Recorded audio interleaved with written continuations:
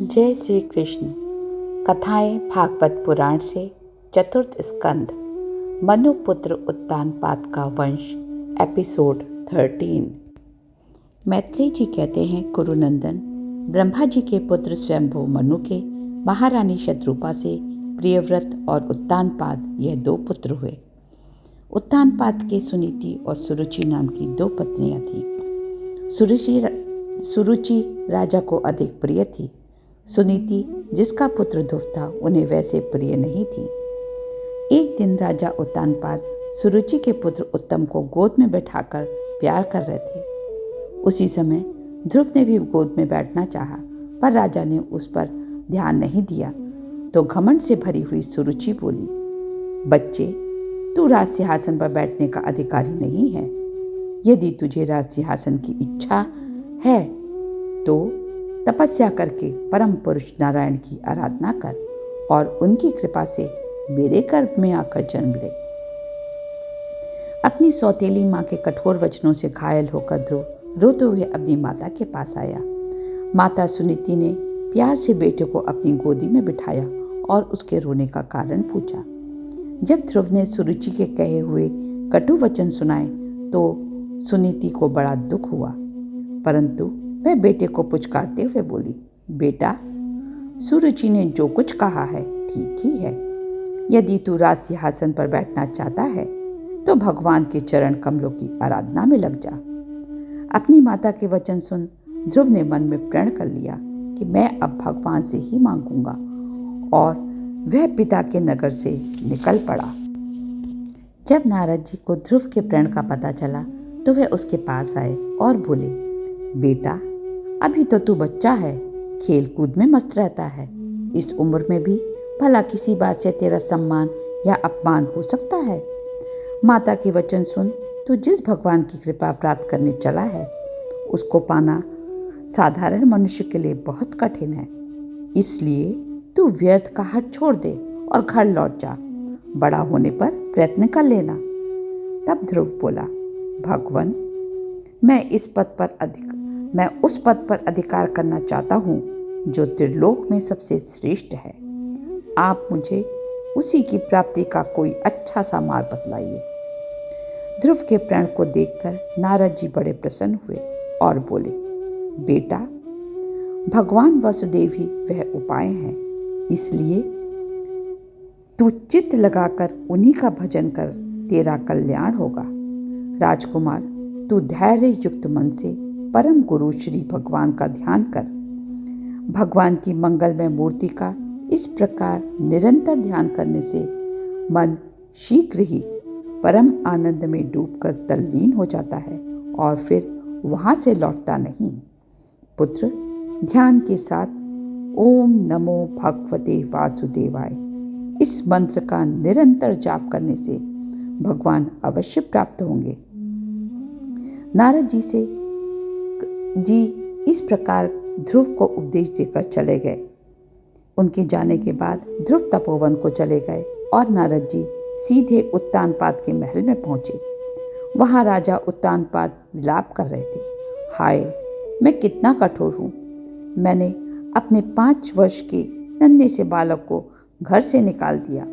राजा को इस तरह दुखी देख नारद जी बोले, राजन, तुम अपने बालक की चिंता मत करो। उसके रक्षक भगवान हैं, वह शीघ्र ही तुम्हारे पास लौट आएगा और उसके कारण तुम्हारा यश भी बहुत बढ़ेगा। इधर ध्रुव ने तपोवन में पहुंचकर यमुना जी में स्नान किया और उसी रात पवित्रता पूर्वक उपवास करके श्री नारद जी के उपदेश अनुसार एकाग्र चित्त से परम पुरुष श्री नारायण की उपासना आरंभ कर दी। ध्रुव की एकाग्रता और भक्ति से प्रसन्न हो भगवान उसके सामने प्रकट हुए। भगवान को सामने देख ध्रुव उनकी स्तुति करने लगे। तब भगवान बोले, राजकुमार, मैं तेरे हृदय का संकल्प जानता हूँ।